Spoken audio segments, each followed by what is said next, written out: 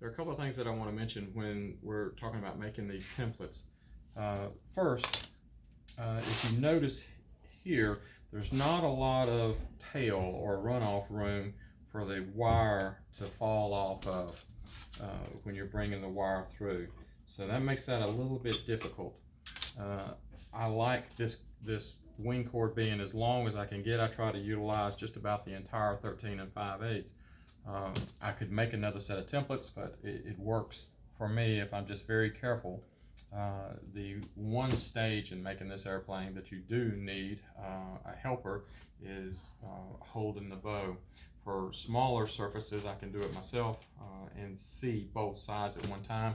When you're running a larger wing, a longer wing that really needs to be precise, it's easier to have two people, and you'll see this in just a few minutes. One can count out the numbers as you're progressing along, and the other just makes sure that you're at the same the corresponding number on the other side. If you don't do that, one person could get just a little bit ahead of the other one, and you will actually change the shape of the wing as it goes, as the wire travels through the blank here. So you want to make sure that you're both progressing at the same stage. That's not as critical as if we were doing a tapered wing, because obviously one side is smaller than the other, and you want that taper to be uniform as it works its way through the core. So this one happens to have 20 numbers on it as you go through.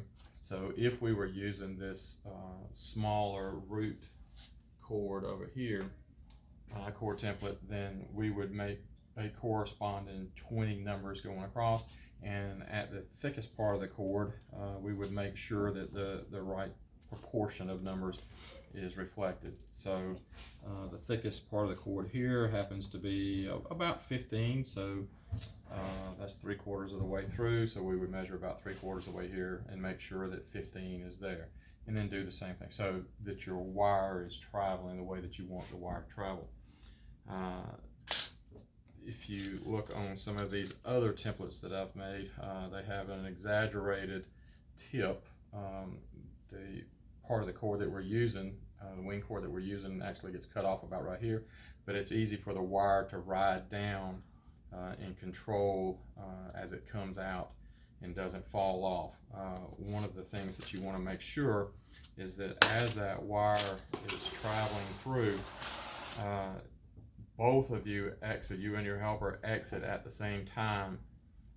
If one exits and falls down before the other, you'll actually slice the foam at the very tip and cause that tip to be deformed a little bit.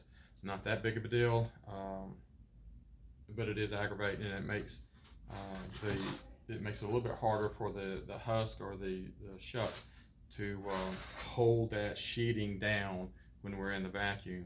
So when you're making your templates, just make you a nice, it looks kind of like a dolphin nose there, and have some extra come out the back. You can see that this one is very exaggerated coming out the back.